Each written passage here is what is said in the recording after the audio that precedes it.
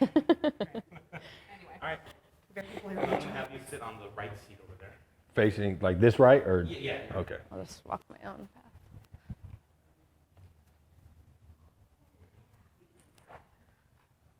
Oh, These chairs are meant for people your height. it's perfect. I like.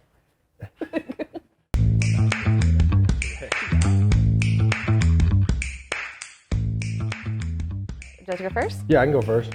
I'm Morgan Fox. I play for the Chargers. Weird fact is I have a show dog that's a champion show dog. Best Frenchie in the world. I love it. I'm Megan. I'm a 2017 Tillman Scholar, and my weird fact, I was a vegetarian for like 30 years up until this year. I had my son, and I was like, oh, we eat meat now. Nice. That I have been a military spouse for 15 years somehow already, and my husband we've been in San Diego for that whole entire time. Been really lucky not have to do the crazy moving back and forth anywhere. We've gone through 6 deployments that are all between 6 months and a year each, so it's been pretty interesting to like grow up with him into our adulthood while he's out doing that, and now we'll do our first deployment with our son next month. So Wow. that's kind of my background there. Wow. I grew up in the military. My dad was in the Army for 15 years. My grandfather was in the military, served in Vietnam. My great-grandpa served in World War II. Almost all my uncles were in the military. My dad, when he got remarried, both of my uncles were in the military. My stepfather's in the military. My father-in-law was in the Marine Corps. He was law enforcement. He was LAPD for 30 years, so kind of just grew up around it. And then all the family friends that have become uncles that I still talk to almost, if not weekly, monthly, all are in the military. They kind of raised me and I grew up around. So, and then the high school I went to is basically a military high school. Half my friends grew up in the military. So I've just kind of been inundated with it and surrounded by it my whole life. It's really interesting. Like, did you ever think at one point that would be your route? Oh, 100%. Yeah. Honestly, football kind of fell in my lap. When I moved in with my dad, I just kind of wanted to live with him. Sports were kind of like not falling off, but I didn't really feel like I was good enough to go play in college or do anything. So it was like, cool, football's fun.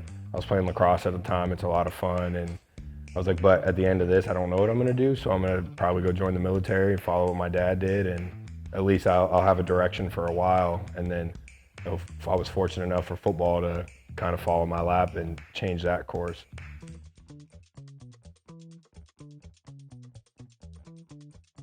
I am a first-generation college student. I'm the first person in my family to make it past high school. And so I didn't actually know how to navigate that world at all. And I kind of found my passion through a loss in my family, and it really hit me. And I'm like, what? I have not done anything in my life. And I randomly went and lived in Thailand, which Oh, wow. I'm like, I've never been anywhere. And so I was really fortunate to go and live there for about a year, and I worked in a hospital and did my undergraduate at SDSU. And then I did my master's at University of Washington in global health. So I spent the better part of the last decade doing different like infectious disease program preventions in a variety of different backgrounds, from food insecurities to HIV prevention, just all over the map. Oh, wow. Then like I've been so fortunate to have really fun and exciting opportunities in this realm. And one of those took me to Malawi, Africa, where I ended up opening my own women's health clinic there. So there's a huge disparity when it comes to cervical cancer. We saw a gap. I talked with people there, and we opened that up in 2017, and I've been running that for the last 5 years. I just handed that off to them, which felt like giving my baby away a little bit, but it's in great hands, so I was able to do that. And for the last 2 years, I've been serving as a director of a COVID response team. So what better time to graduate with a public health degree than during a global pandemic? So I got to find out what true leadership looks like in that role, and it was really eye-opening and interesting. And right now, I'm serving as mom, which is a wild and completely different role. I bet. That's amazing. though. That's awesome. Yeah, so That's incredible. a little bit about my background. What about you? Not nearly as cool as that, if I'm being honest. You help a lot more people than I do. I just run into people for a living. Mine's, I'm a quarterback. Yep, there you go. Wait, you're no, I'm not helping. I'm the exact opposite of You do that. the opposite. I do the opposite of that.